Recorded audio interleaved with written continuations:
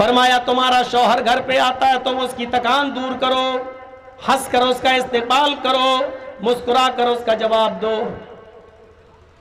اب گھر میں آیا بیچارہ تھکا ہوا، دیکھا عورت کچن میں گھسی ہوئی ہے، کپڑے سکڑے ہوئے، ایک پیچھا باہر جا رہا ہے، ایک اوپر جا رہا ہے، اور بال بکھرے پڑے ہیں، کچن کی گندگی لگی ہوئی ہے۔ ارے تجھے معلوم ہے کہ 5 بجے میرا شوہر آفس سے آتا تو 4 بجے تک تو نے کام کیوں نہیں سمیٹے؟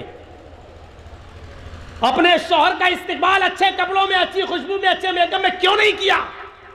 اب وہ سوچ رہا گھر پہ جاؤں تو اپنی بیوی سے گلے ملوں، تھکا ہوا ہوں، کچھ سکون حاصل کروں۔ گھر میں گیا دیکھا یہ تو بھنگن بنی بیٹھی، غصے میں آیا، طلاق طلاق طلاق۔ اس سے تو اچھا میری آفس والی تھی، کم سے کم بنٹھن کے بیٹھی تھی۔ پھر وہ دیر سے آئے گا تمہارے گھر، کیوں آئے گا؟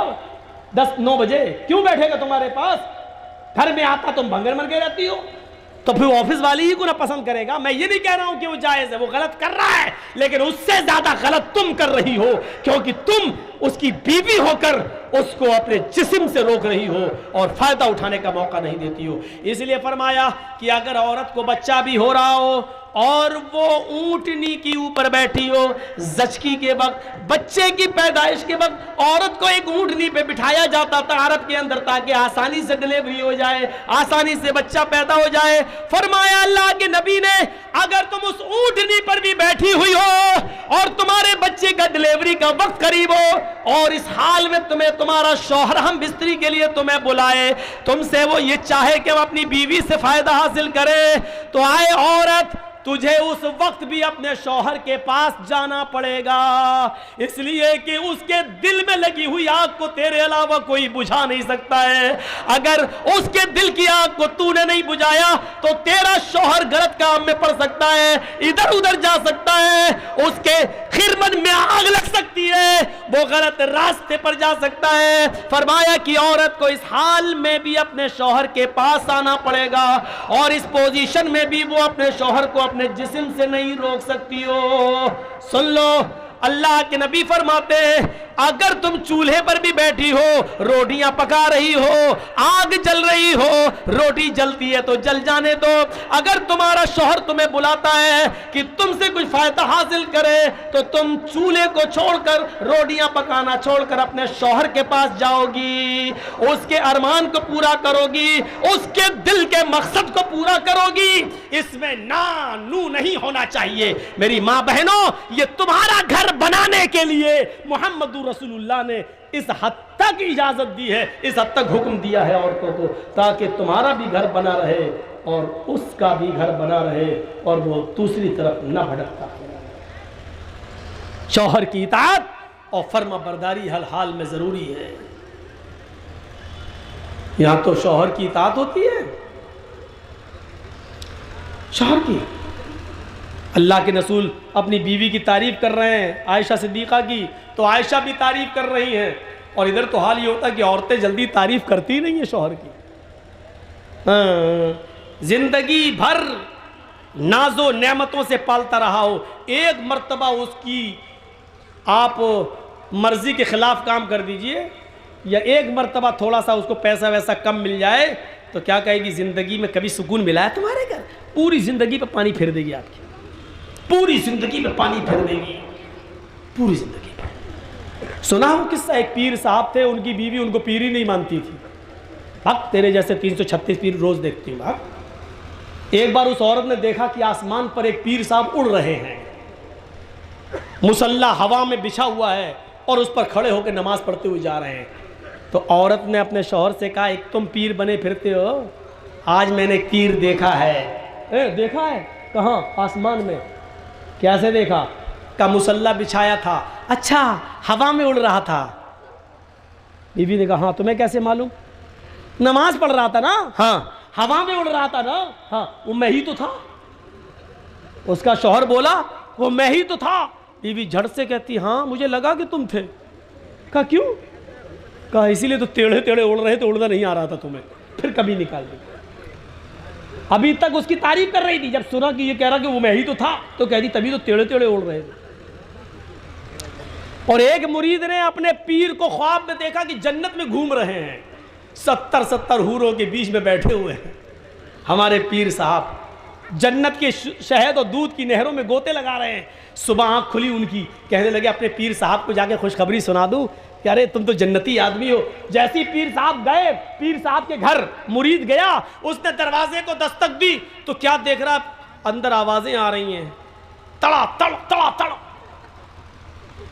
اس نے جھانک کے دیکھا شاید پیر صاحب پٹ رہے ہیں. اس نے سوراخ سے ایسی جھانک کے دیکھا تو کیا دیکھتا ہے کہ پیر صاحب کی بیوی جھاڑو سے پیٹ رہی ہیں پیر کو. وہ کہتا رہے یار یہ کیا ہو گیا, میں نے تو خواب میں دیکھا کہ پیر صاحب جنت میں گھوم رہے ہیں, 70 حوروں کے بیچ میں بیٹھے ہوئے ہیں, یہاں تو ایک نہیں سب اللہ ہی ان سے. یہ بیچارہ جانے لگا, پیر صاحب دروازہ کھولتے, اے کہاں جا رہے ہو؟ میں جا رہا ہوں گھر. ادھر آؤ. کیوں آئے تھے؟ ارے کچھ نہیں یار, آیا تھا بہت بڑی خوشخبری سنانے, لیکن اگر موڈ خراب ہو گیا میرا, میں جا رہا ہوں. کہا کیا ہوا؟ ارے کیا ہوا یار, ارے بتاؤ نا کیا ہوا, کیا پریشانی تھی؟ ارے کچھ نہیں پیر صاحب, رات میں نے خواب میں دیکھا تھا کہ 70 حوروں کے بغل میں آپ بیٹھے, وہ ادھر سے بوسہ لے رہی ہے, وہ ادھر سے پکڑ رہی ہے, اور آپ مست ہیں, دودھ کی اور شہد کی نہروں میں گوتے لگا رہے ہیں, جنت کی نعمتوں سے مستفید ہو رہے ہیں. میں نے سوچا کہ آپ کو خوشخبری سنا دوں, یہاں دیکھ رہا ہوں کہ آپ جھاڑو سے پٹ رہے ہیں اپنی, اتنا برا حال آپ کا. تو پیر صاحب ہار ماننے والے کب ہیں؟ پیر صاحب نے کہا میرے مرید تم نے خواب تو بالکل صحیح دیکھا, خواب میں ہی تھا. کہ خاک تم تھے, یہاں جھاڑو سے پٹ رہو میں تھا. ارے سنو تو پہلے, تم نے خواب میں جو مجھے دیکھا جنت میں وہ بالکل صحیح دیکھا, وہ اللہ نے مجھے ہی کو جنت دی ہے, لیکن وہ جنت ملی کیسے وہ تمہیں معلوم ہے؟ کہا میں کیا جانوں.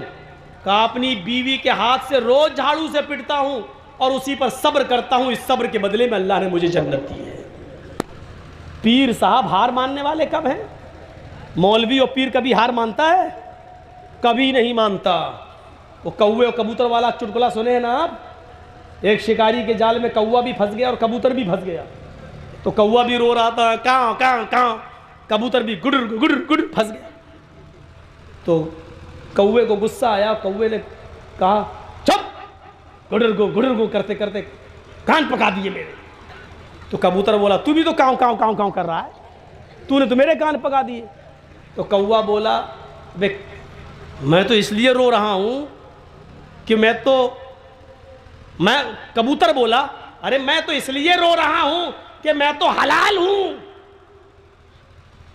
اور یہ شکاری مجھے جال سے نکالے گا اور کاٹ کے ذبح کر کے کھا جائے گا, مجھے تو کٹنا ہی کٹنا ہے, اس لیے میں رو رہا ہوں.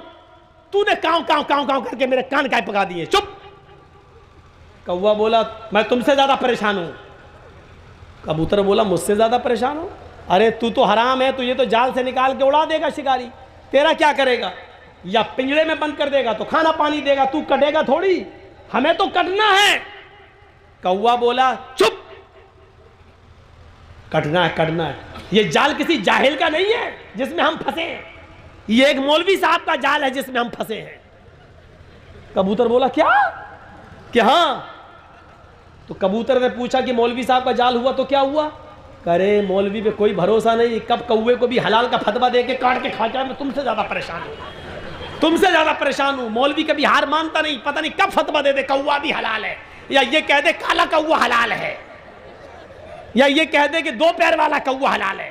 اس کا کوئی بھروسہ نہیں, کب حلال کا فتویٰ دے اور ہم کو کاٹ کے کھا جائے. مولوی پیر کبھی نہیں ہارتا, کبھی نہیں, سب پریشان ہیں ان سے.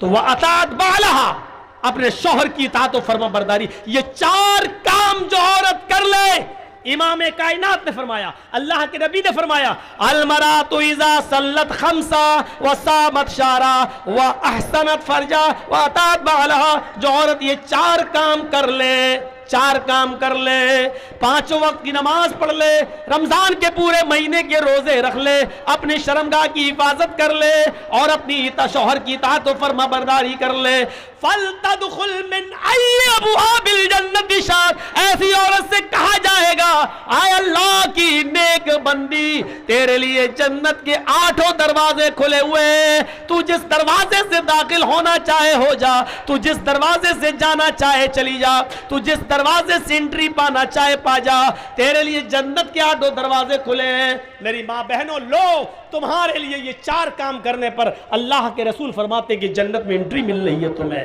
5 وقت کی نماز پڑھ لو، روزہ رکھ لو، شوہر کی اطاعت کر لو، شرمگاہ کی حفاظت کر لو، جنت میں داخل ہو جاؤ۔ یہ جنت میں جانے کا ایک راستہ ہے۔